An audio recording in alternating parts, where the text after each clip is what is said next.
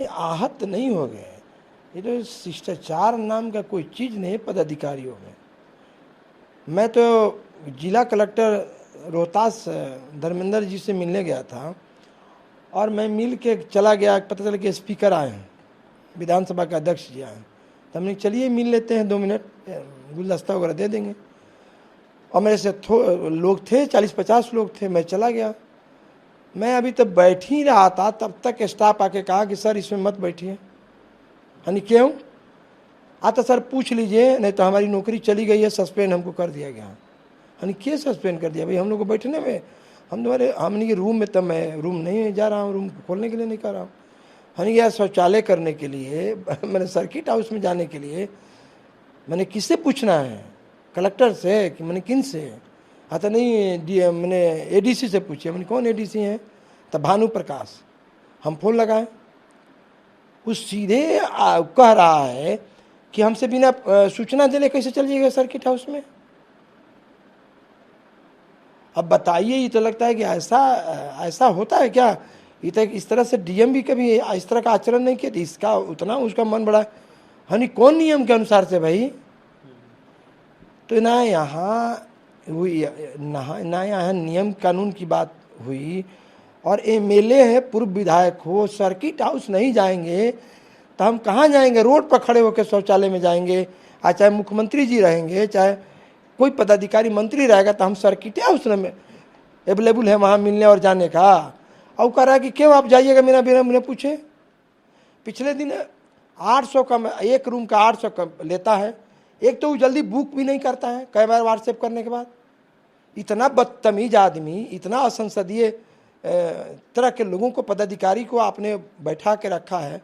क्यों रखा है भाई? जिसको बात करने का तहजीब नहीं है। और सिस्टम के खिलाफ कर प्रोटोकॉल क्या कहता है विधानसभा का कि चीफ सेक्रेटरी माननीय सदस्य हों, वर्तमान एमएलए हों, पूर्व विधायक हो सकता है नहीं उठे, लेकिन अगर माननीय लगा हुआ है तो सिस्टम है कि विधानसभा के यहाँ तो नियमावली गलत है, अगर है तो फॉलो नहीं है। चीफ सेक्रेटरी से लेकर डीजी तक खड़े होकर अगर माननीय सदस्य जाता है, यहाँ पटना के कोई कमिश्नर के, बिहार के बता दीजिए, कोई कलेक्टर बता दीजिए राज्य का, जो माननीय सदस्य जाता है खड़ा हो जाता हो। और यही काम अगर कोई कलिक पदाधिकारी अगर सीओ और वीडियो कलेक्टर का जाने के बाद नहीं खड़े हो तो सस्पेंड हो जाएगा। तो इसका मतलब कि डेमोक्रेसी में माननीय सदस्यों की कोई, माने हम लोग क्या हैं? हम लोग चपरासी से भी बदतर स्थिति है भाई। मेरी वजूद ऐसी जगह खड़ी कर दी गई है कि ऐसी स्थिति है कि हम सर्किट हाउस में जाएं और हमसे पूछे कि आप क्यों सर्किट हाउस में बिना पूछे जाइएगा। इससे बड़ा अपमान क्या हो सकता है? हमको बताइए ना। और उस पर कार्रवाई नहीं हुई। तब मैंने सीएम को, माननीय मुख्यमंत्री जी को पत्र लिखा। मुलाकात तो तत्काल हो नहीं सकती है। और मैं अरुणी चावला जी योजना के हैं, वो इतना पैसा, जितना भ्रष्ट लोग हैं, पैसा कमा लेता है, धन का और बल का, ये दोनों ताकत आसमान चढ़ के बोलता है। और जिन पदाधिकारियों में धन और बल की क्षमता हो जाती है, उस शिष्टाचार और नियम को बदल लेता। वो कुछ नेताओं में भी इस तरह के आचरण है कि धनवान है, बलवान है, तो किसी का नहीं सुनते डेमोक्रेसी में। और बिहार में तो कोई कमिश्नर के यहाँ बिना पुर्जा दिए मिलने की बात नहीं है।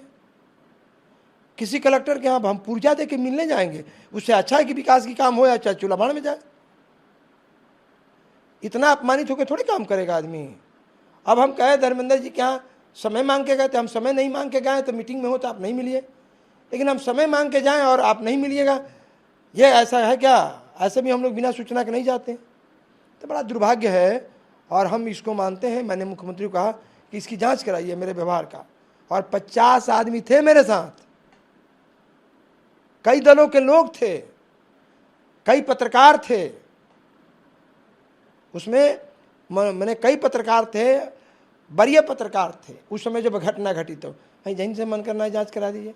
मैं आज जिला कलेक्टर धर्मेंद्र जी को बोले भाई इस तरह का, अतः हमको जानकारी हुई है।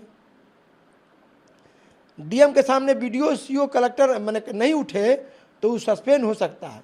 और ललन पासवान के सामने कोई डीजी चाहे उस तरह का व्यवहार कोई छोटा पदाधिकारी करे तो कोई कार्रवाई नहीं, उस सस्पेंड नहीं हो, उस पर कार्रवाई। यही है कारण कि अफसरों का मन बढ़ा हुआ है इतना कि आसमान चढ़ के बोल रहा है। आपने सीएम को लिखा है पत्र, क्या डिमांड करते हैं सीएम से? नहीं, मैं डिमांड की बात नहीं की, मैंने शिष्टाचार खत्म होगा तो ये मैं अपमानित हो गया, ये बड़ा मेरे लिए बड़ी बात नहीं। हम लोग ऐसे भी दलित उलित हैं, होते रहते हैं अपमानित, ऐसे हो जाना चाहिए। हम लोगों के तो किस्मत में है कि कोई कर ले, जब मन करे कर ले, क्योंकि हम लोगों की बात तो कोई सुने, बहुत देर से सुनी जाती है। लेकिन ये मेरे लिए नहीं, इस राज्य के लिए और माननीय सदस्यों के लिए ये ठीक बात नहीं है।